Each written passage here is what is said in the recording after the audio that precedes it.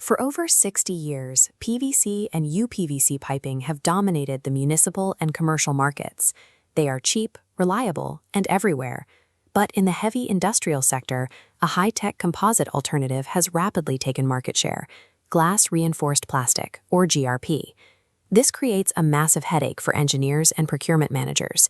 You must balance the proven, low-cost convenience of PVC against the high-performance, high-cost promises of GRP. We are going to strip away the marketing claims. We need to evaluate both materials strictly on their technical limits, practical installation data, and true life cycle costs, so you know exactly where to spend your capital.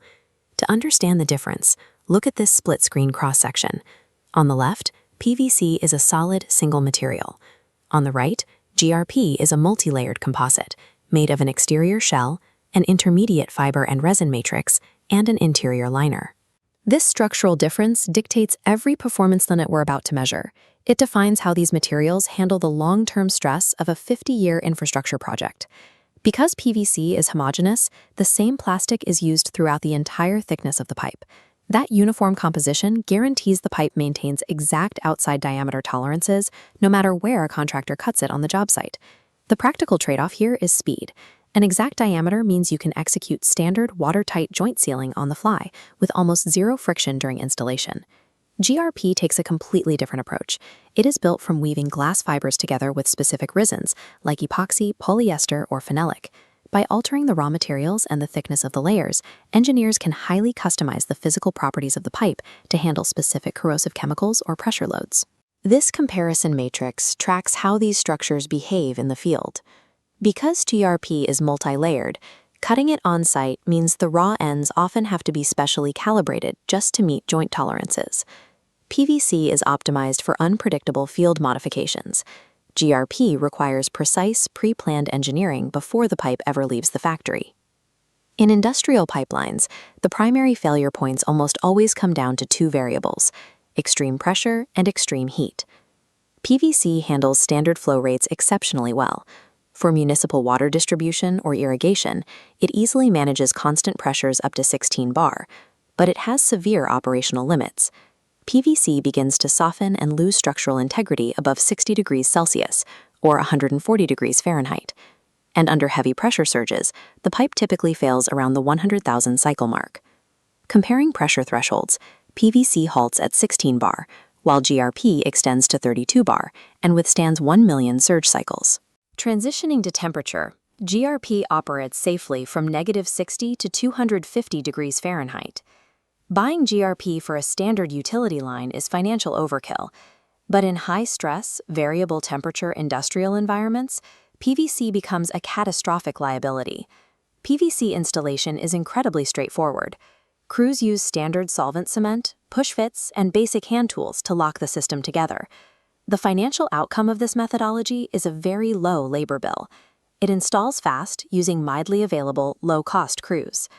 The trade-off is that hasty, low-scale assembly can turn those glued solvent joints into your system's prime points of failure.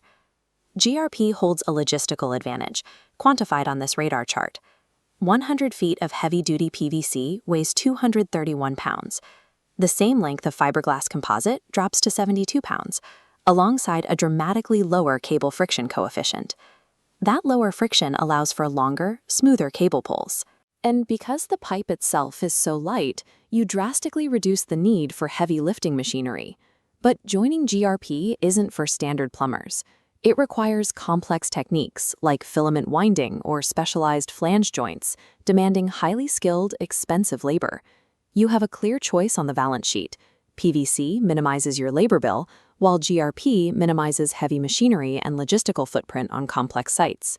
GRP's composite matrix provides high-pressure containment alongside a permanent environmental defense system, reinforced by specialized anti-aging outer layers. These properties render GRP nearly immune to harsh industrial chemicals, electrochemical corrosion, and direct ultraviolet light. Under the right conditions, the pipe is designed to last 50 to 100 years. PVC degrades under direct sunlight. Ultraviolet rays make the plastic brittle over time, and it struggles heavily to maintain integrity when transporting aggressive industrial solvents. At pipeline end of life, PVC poses difficult recycling challenges due to its chlorine compounds, whereas GRP requires a much higher initial energy footprint just to manufacture. Any upfront capital expenditure you save by choosing PVC will be entirely erased by premature degradation and rapid replacement cycles if your environment is too harsh. The data shows two distinct roles. PVC serves as a standardized, cost-effective tool for predictable utilities, while GRP functions as a custom-engineered barrier for volatile industrial environments. To make the right choice, we map these technical specs onto a decision tree flowchart, starting with one question: what is the primary fluid and environment? Following the standard water path, we're dealing with residential plumbing, irrigation, or cold water distribution. In these scenarios, the system rarely exceeds 16 bar, and the fluid is cold. Keeping initial costs low is the priority, and paying a premium for specialized composite resins is a waste of money. PVC is your optimal choice. But watch what happens when we shift to the chemical and high-temp path. For a desalination plant or high-pressure wastewater system, GRP is mandatory. If a pipe failure means a catastrophic chemical leak or a boiling fluid rupture, the upfront savings of a plastic pipe will be immediately dwarfed by the cost of the disaster. You have to match the pipe's resilience to the severity of the fluid inside it.